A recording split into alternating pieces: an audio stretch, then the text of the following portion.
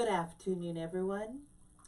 I'm Riley King, and welcome to this special afternoon broadcast edition right here on the Riley King Network. Let's begin. New Hampshire Fisher Cats hold auditions this morning for some talented people to be able to sing the national anthem this season. Opening day is April 4th, right around the corner. Take a look at some of these photos from the audition today.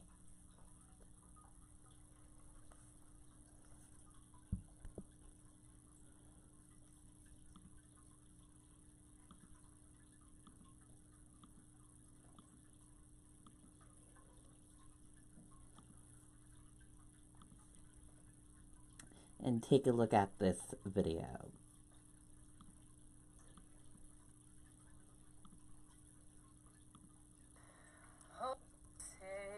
Can you see by the dawn's early light what so proudly we hailed at the twilight's last gleaming, whose broad stripes and bright stars through the perilous fight. Very cool. And New Hampshire Fisher Cats wrote on their page under the video, they said, "Great turnout at today's Fisher Cats Idol. Thank you to all who auditioned. It's starting to feel like baseball." Very cool indeed. Can't believe it's right around the corner, opening day.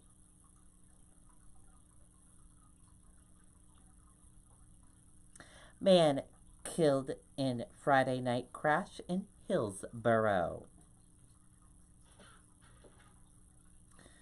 Police say alcohol a factor. A 34-year-old Antrim man was killed in a single vehicle crash in Hillsborough on Friday night, police said. Alan Elliott, the driver, was pronounced dead at the scene of the crash, which occurred about 9 p.m. on West Main Street near Tractor Supply, Hillsborough police said in a press release. A female passenger was taken to Concord Hospital with serious injuries. Police said alcohol appears to have been a factor. Anyone who witnessed the crash is asked to contact Hillsborough Police at 603-464-5512.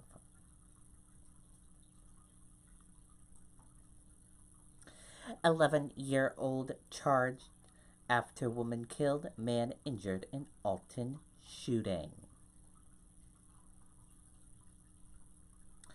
Take a listen to the video.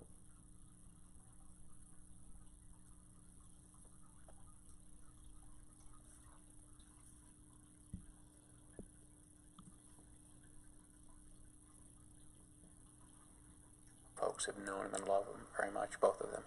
A woman is dead and a man is fighting for his life. Investigators believe it was an 11-year-old child who pulled the trigger in a double shooting in Alton.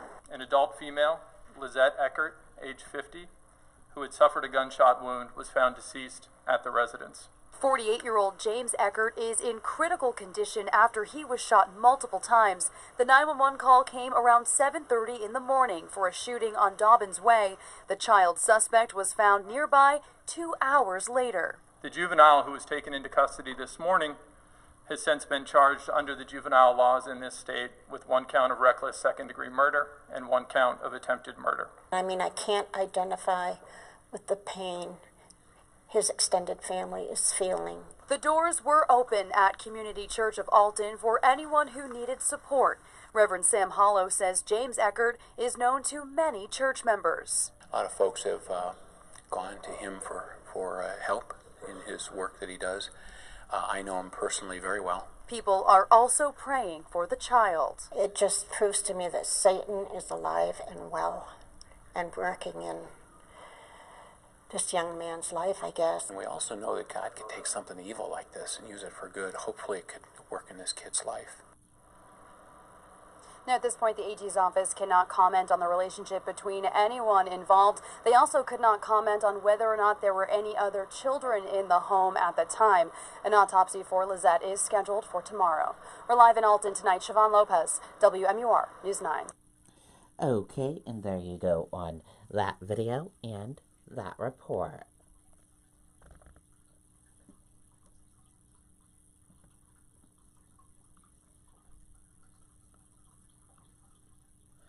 Warren tells New Hampshire voters she wants to reduce influence of money in politics. Let's take a listen to that video from WMUR News 9, Mike Cronin.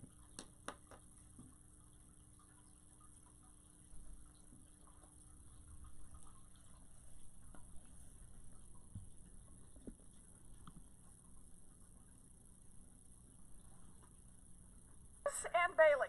Massachusetts Senator Elizabeth Warren enters a crowded Exeter town hall alongside her two biggest supporters, husband Bruce and dog Bailey. If you're going to win the Democratic nomination for president, does that start here in New Hampshire? There's nothing better than the kind of democracy you get on the ground right here in New Hampshire. During a taping of Close Up earlier in the day, Warren talked about the attacks in New Zealand, part of which were live streamed on social media. I think that the time has come for putting much more responsibility on these tech companies for what's happening out in social media. This really worries me. At a Salem house party, Warren took aim at President Trump's proposed wall along the southern border. This wall is not about security.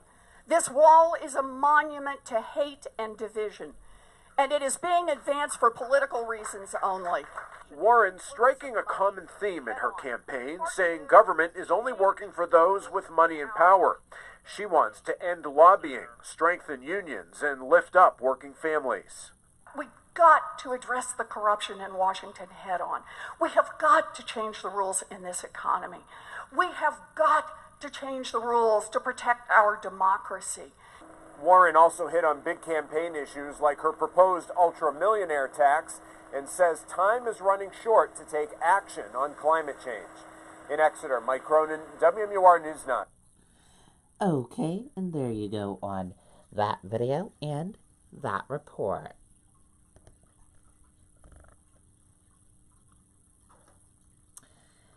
Gillibrand discuss water contamination issues with New Hampshire voters.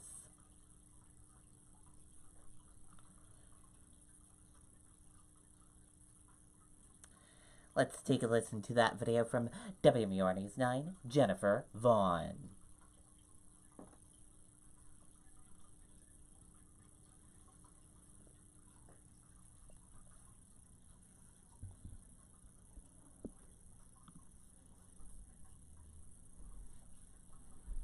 Senator Gillibrand says she is intimately familiar with PFAS chemical contamination in groundwater after her own state dealt with the crisis right before New Hampshire did. St. Gobain, a plastics manufacturer in Merrimack, also has a plant in New York where high levels of pollutants were found in groundwater. It was that discovery that made the company test wells on their property in the Granite State. Gillibrand says she wants to ban the use of PFAS chemicals altogether and wanted to take part in a roundtable discussion of the issues here because she thinks the federal government can come up with solutions. The worst thing about it for me as a mother is the fact that parents are so worried. They're bathing their children in this water. They're cooking with this water. They don't know what the impact's actually going to be. And I can just empathize with them because the terror that you face as a parent of anyone who has to endure this, you just don't know if you can protect the people you love. Senator Gillibrand also says that polluters should ultimately pay for medical monitoring because we don't know for sure yet what the long-term effects of PFAS contamination really are. Live in the newsroom, Jennifer Vaughn, WMUR News 9. Okay, and there you go on that video and that report.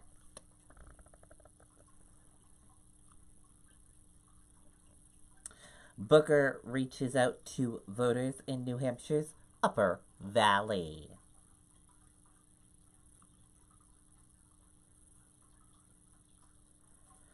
Let's take a listen to that video from WMUR News 9, Adam Sexton.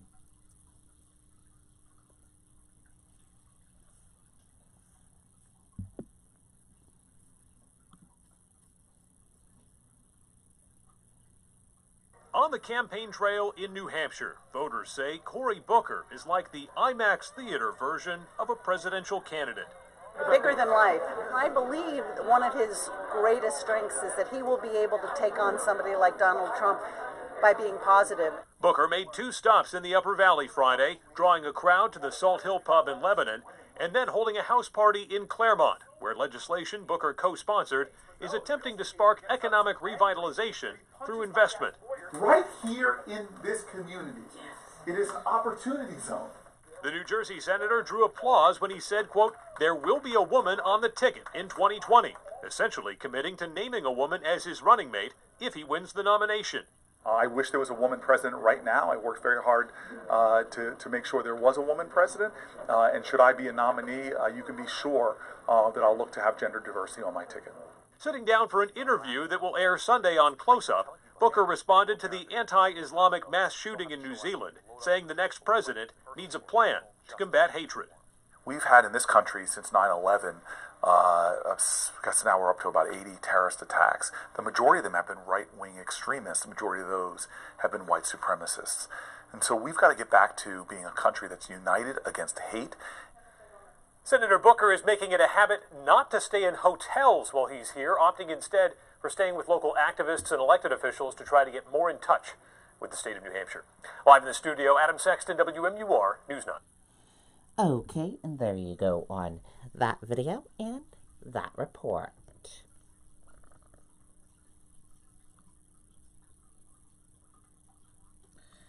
Presidential candidate Giuliano Castro to make 4 stops in New Hampshire on Monday.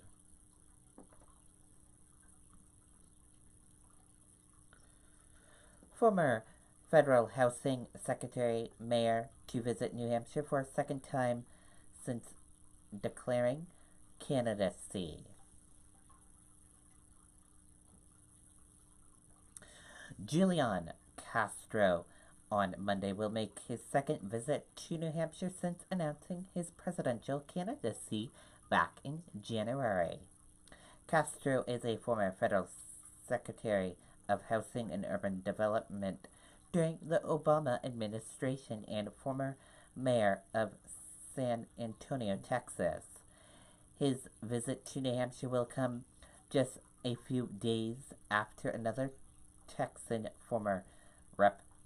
Beto O'Rourke announced his candidacy. Castro made his first visit to the state on his own behalf nearly a year before announcing his presidential candidacy. His most recent visit was a month ago. On Monday, Castro will speak at 12:30 p.m. with University of New Hampshire students at Six Buys Coffee, 17 Madbury Road, Durham. He will join Professor Alex Talcott for a discussion entitled Outside Office Hours. Castro at 4 p.m. will participate in a roundtable discussion with the Campaign for a Family-Friendly Economic on Paid Family and Medical Leave and other family-oriented issues.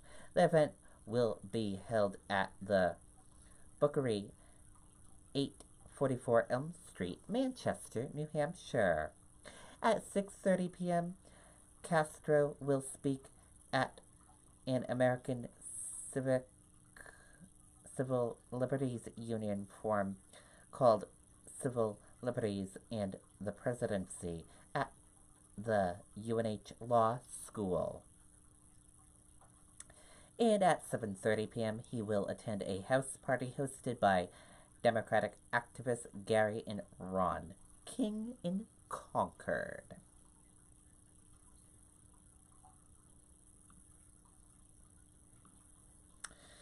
Missing 2-year-old from Wisconsin found dead.